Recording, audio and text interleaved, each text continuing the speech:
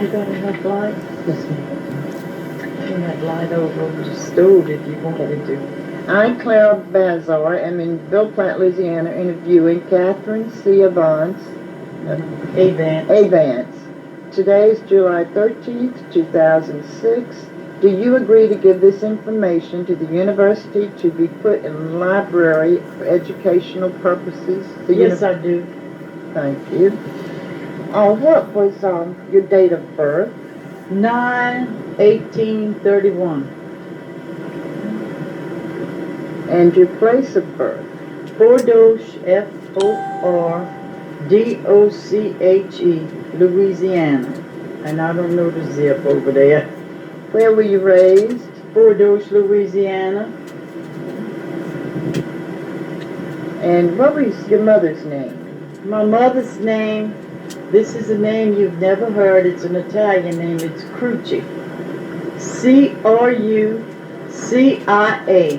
Cruci. You want her maiden name? Please. Triola. Triola. Okay. And her married name? Cascio. Cashio. And your father's name? My father's name was Carlo. Carlo. Carlo Cascio. Am I spelling that right? Cashio? Cashio. Cascio. And your husband's name? My husband's name was Joel Avance. It wasn't Joseph because they were Baptist people. It's just Joe. All right. Did you have children? I have 5. Could I have the names? Just the first names. Gary. Okay. Janet. Wanda. Kelly. Kelley or Kelly. Okay. Kelly and Joe. Is that 5? Yes, it is. So Janet's last name being Janet's last name is Swallow. She lives in Point Blue. Wanda's name is Torres. Torres. And Kelly. Kelly is Brogden. Brodgen, I think. Okay. And little Joe naturally is Avance. The other 2. All righty. Your ethnic heritage now, did you say you were French and Italian or? I am Italian. Italian. Okay. But I grew up with French people. Very good. All my neighbors and friends were French, and like I told you, Fordoche is half French and half Italian. Amazing. And your religion? Catholic.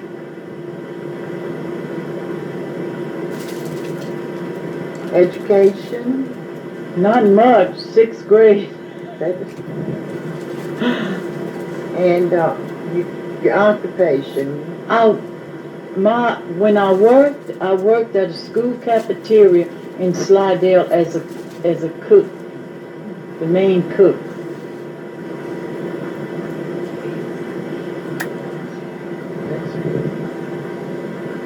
In the school, you want to know the name of the school? Yes, if you have. The school was a Florida Avenue School.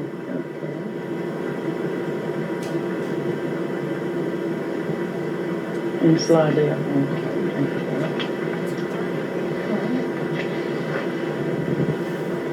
Okay. What was life like before the storm in Slidell? Well,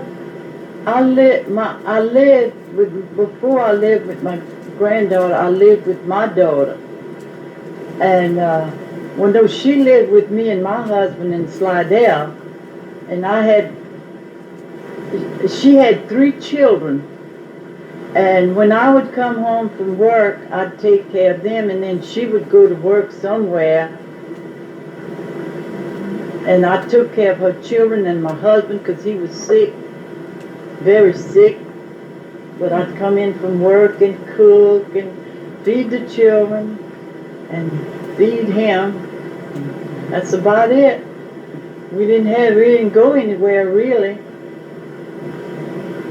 I didn't. Okay, when you first heard of Katrina in the Gulf, what did you think? Well, I have a very good friend in Slidell. Her name is Anna Freakin. We was talking on the phone, and she said, "I'm not leaving. Are you?" I said, "No, I'm not leaving. I'm staying right here."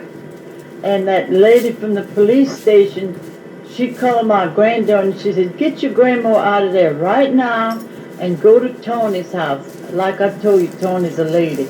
She made us go stay there because she knew the place would be safe, and it was safe. Just like I told you, 2 or 3 trees was down, but there was a drop of water in the house. No water in the house. In fact, me and my granddaughter slept like a log that night. And when we got up the next morning, it was raining so hard you couldn't see ahead of you. And it rained all that day. But we were inside, nothing bothered us.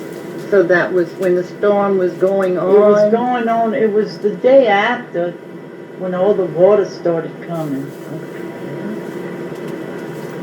When you first heard of Katrina making landfall in your areas, that's what you did. You just went over to a safer place. We went to my friend's Yeah. house. She took us. The lady with the dogs.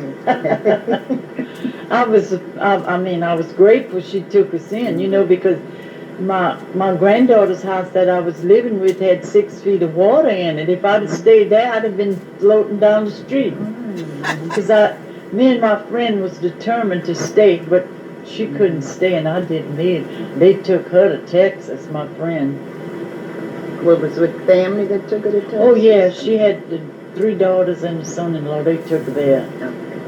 How long before the storm did they leave?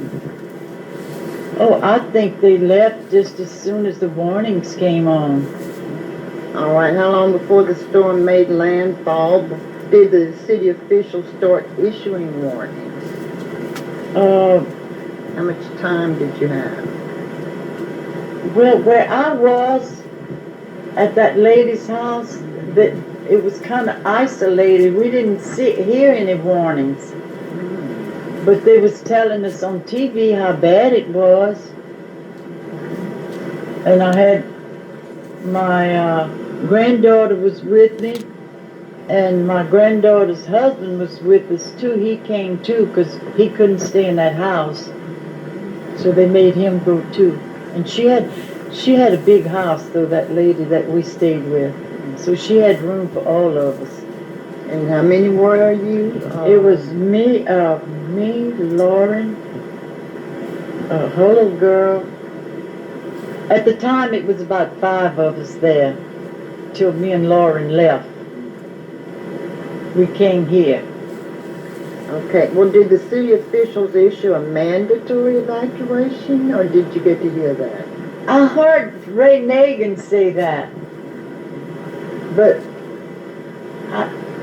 they said it was going to hit Slidell, but we really didn't pay much attention to it, to tell you the truth. We thought we were safe. But did they tell you anything about the levees possibly breaching before the storm came in? Well, Ray Nagin kept saying it was going to. Because before we lost electricity, we could still listen to the TV. And Ray Nagin was saying that it was going to breach. And I mean, it came. My granddaughter had 6 feet of water in the house. They had just bought a great big old refrigerator. And when she went back home, that refrigerator was on the cabinet. Mm-hmm. Well, everything was her home totally destroyed where you were staying? Yeah. FEMA took care of her. So you came to Bill Platt. How long did it take you to get here? We was on a road because there was so much debris and everything. I'd say about 3 hours. But by the time we got